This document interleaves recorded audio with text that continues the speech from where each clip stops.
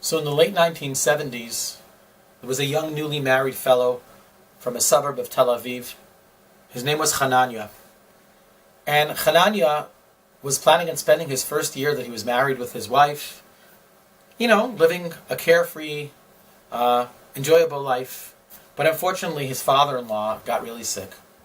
And his father-in-law was hospitalized for the majority of the year. And Hananya was thrust into a world that he had never seen before.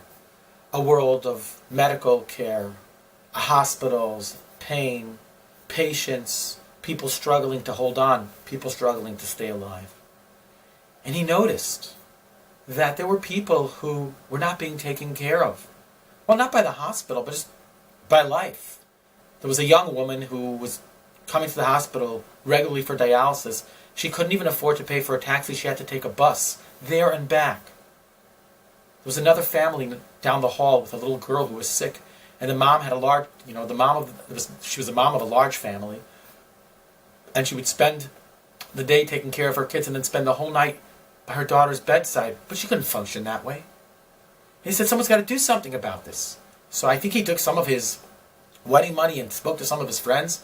They bought a junkie van, they fitted it that could accommodate the dialysis patient, and they started transporting her, volunteering, to the hospital back so she didn't have to take a bus.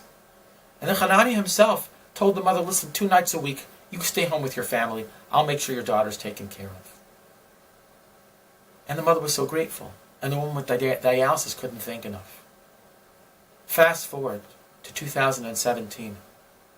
When Hanania started, because of the kindness of his heart, is one of Israel's crown jewels. It's an organization called Ezer Mitzion, with over 10,000 volunteers that service over 650,000 patients and sick people throughout the entire country. He's received the Israel Prize,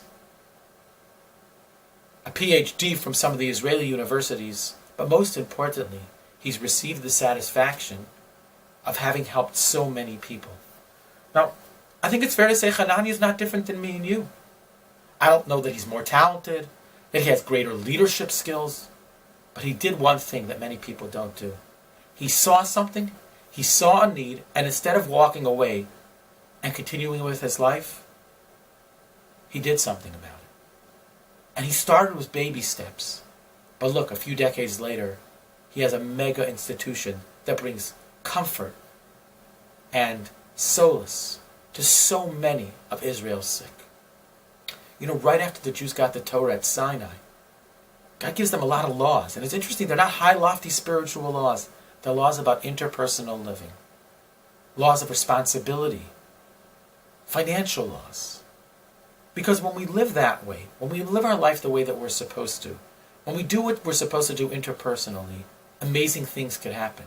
So God goes from a revelation at Sinai, earth-shattering, monumental event, to daily events. And it's our obligation to take the mundane, the daily type of events, and turn those into life-changing, monumental events. Until next Thursday evening, have a good Shabbos.